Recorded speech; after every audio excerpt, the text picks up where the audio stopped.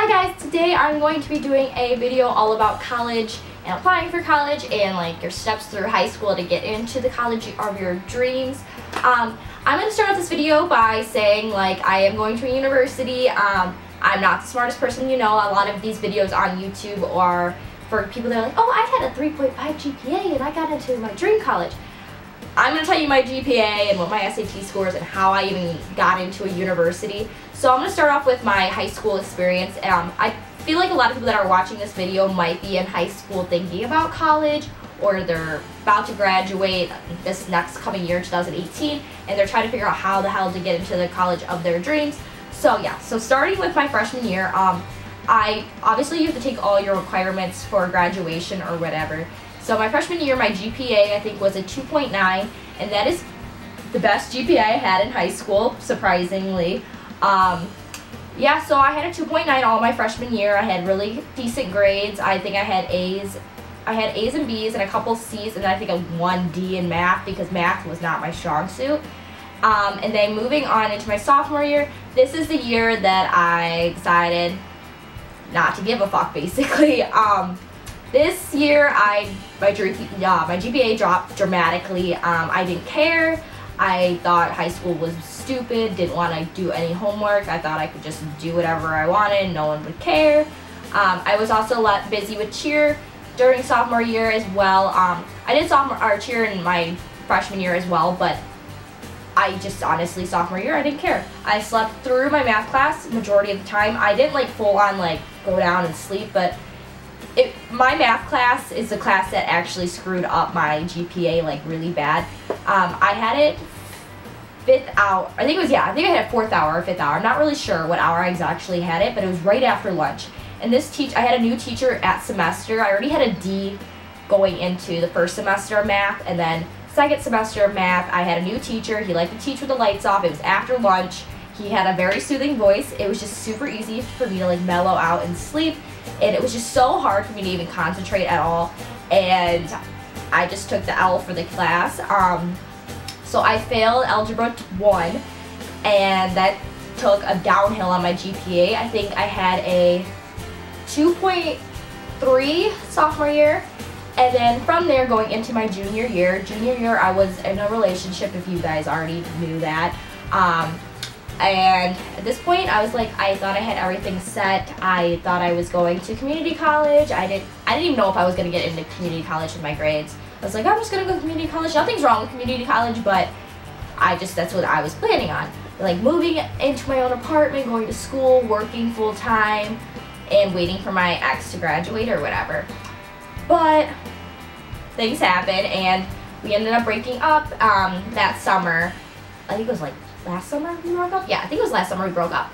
And I finished my junior year with like a 2.2 GPA, no, it was 2.1 GPA my junior year. I still like had my A's. I might have had 1 A, and then the rest were like C's and like D's. I didn't fail anything. The only class I failed was Algebra 1, but I ended up retaking it my junior year. And then senior year, I was like, this is my year. I'm going to do whatever I want. I took a lot of easy classes going into my senior year because I wanted to raise my GPA because I knew my GPA was a problem. I think I took a lot of business classes because I wanted to do that in college, so I wanted to see if it was actually something I wanted to do because I've gone through a lot of things like film class and I wanted to be something in film, and obviously I hated it after 2 years of it. So I took a lot of business classes. Still love it today that it's actually going to be a major in college. I tried my hardest to keep straight A's and B's. I think I did that majority of my senior year. I think I had 1 D in my English class because my English teacher was the meanest teacher on earth to me. He hated me for no reason. And yeah, so so I did do really bad in my English class, but I'm usually an A student at English. That's usually where all my A's are. But this teacher literally hated me, and every time I tried to talk to him about my grade, he would literally just say, well, you should come to class. I literally never missed school, so I don't know what he was talking about. But anyways, yeah, so I finished out high school with a 2.3 GPA. Still not good, but yeah. So moving back into junior year, I know this video is going to jump around like what I'm saying. I also took my SAT. I didn't study for it.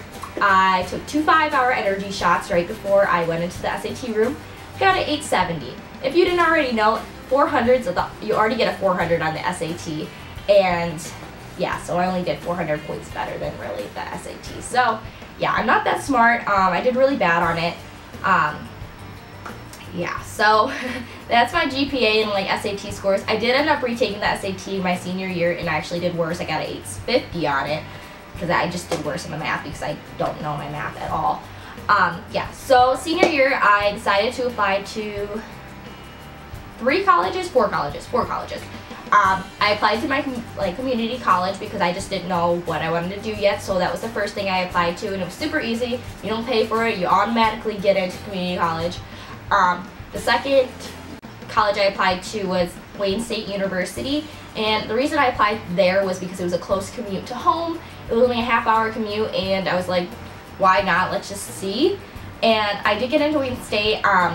Surprisingly, I don't know how, but I got in, and I was for sure going there beginning of my senior year. I was like, I'm going there, cool, whatever. And then I never toured the campus. I didn't tour any of the campuses until like later in after I got in, so it was kind of a waste of money just to be applying everywhere. But yeah, usually when you're applying for colleges, you have to pay like $25, $35 to apply, which is really annoying, but it's worth it in the end. So yeah, I applied to Wayne State, I applied to Central Michigan University, and I applied to Northwood University. I originally was deferred from Central Michigan University, and I was told to send my semester transcript in because they didn't want to say, in the letter they said they didn't want to say no to me. They wanted to see if I improved, to see if I was capable of handling college work, and I was able to prove myself. And then I said they needed it by a certain date or something. So I heard it back from, at that point I was just like, fuck CMU, don't want to go anymore. And then I also applied to Northwood, and that is a business school only for business majors and stuff like that. I applied there. It was a free application actually, surprisingly. Central's I think was $35. Northwood's was free, and I got into Northwood somehow. Then again, I don't know how I'm getting in all these colleges. So if you have a bad GPA and a bad SAT score, might as well apply to see what happens. Yeah, I got into Northwood, and then after that, I got into Northwood. I was like, bye Wayne State, I want to go far away. And all my friends were going to Central, so I was like, we're only a half hour away, it's not a big deal. And then, yeah, so I was all set on Northwood. I actually toured Northwood's campus, I think in February or January. I'm not actually sure what month it was. And I loved it. I loved how it was a small campus. Everything was within walking distance. They only had one dorm hall with the guys and the girls on each end. It was really nice. I definitely did love it. But the tuition was ridiculous. I had a lot of financial aid because I've talked about how my parents don't make a lot of money and stuff like that. So I get a lot of financial aid. And I still ended up owing $22,000 after my financial aid. And that's the price of any other university in the state of Michigan's tuition for the year. And I was like, ooh, this is so annoying. But still, I was still sent on Northwood for a long time. And then moving into March, I think it was March 4th to be exact, because it was the day before my birthday. I think it might have been even on my birthday, because I know I was in the shower, and I usually take my phone into the shower with me to mess with my music, not into the shower, but put it next to my shower. And I'm going through the emails or whatever, and I literally jumped out of my shower screaming on the top of my lungs of happiness, because I got an email from Central saying congratulations, you've been admitted as a student. I was freaking out. I literally got I'm naked, and I'm grabbed the towel around me real quick, and I stopped my music off my speaker real quick and called my mom. I'm guess what, I just got accepted to Central. I was so happy, because when you're originally deferred from something and eventually you get into something, it's just a happy thing. You just proved yourself, and I was so happy, because it was an early birthday present for me too. I was this is great. And then my mom was so what does this mean? Where are you going next year? Because she thought I was set on Northwood, and I was I think I'm going to Central. She was okay, well you gotta make up your mind soon, because these things they change really quickly. So I was alrighty. So technically when I got into CMU, I got in through this program called CAP. It's called the Chippewa Initiative Program, And the way I explain it to my friends is kind of a stupid way to explain it, but it's actually for kids that did not originally have the GPA and the grades to originally get into Central as a full-time student. So the way this program works, it's the first year they're doing it, so we're like the guinea pigs of it. It's that we live on campus at CMU as a full-time student, and when we're there we get access to like football games, the library, we get to do everything as basically as a CMU student. But we go to community college, which is right down the street. Actually, it's not right down the street. It's like a half-hour walk, so thank God I'm bringing my car. So it's about like a 5-minute drive, to be honest. So yeah, we go to community college while we're living at CMU, and when we're at community college, we have to get like a 2.3, which is so easy because I only have 4 classes. So you got to keep at least a 2.3 GPA to get into Central as a sophomore. So if I get at least a 2.3 GPA at the community college, I get to transfer to CMU as a full-time student as in my sophomore year. So that's how I basically got into Central. So when people ask me, what are your classes, what are you doing? I'm like, technically I'm not going to Central, but I'm going to Central. So if you can understand what I'm trying to say, you can even Google this program too. A lot of colleges do something similar, but not many colleges in Michigan that I know of exactly. I know Northwood did something similar to that, because I think that's the reason why I got in Northwood too, but I'm not really sure. I really honestly didn't look at a lot of the Northwood stuff. But yeah, so when you first pick a school that you want to go to, there usually is an enrollment fee. So for Central it was $175, and then for Northwood it was $275. So that was already like a big thing, like for prices wise. So you usually pay that, and then after that you usually have to pay your room and board fee.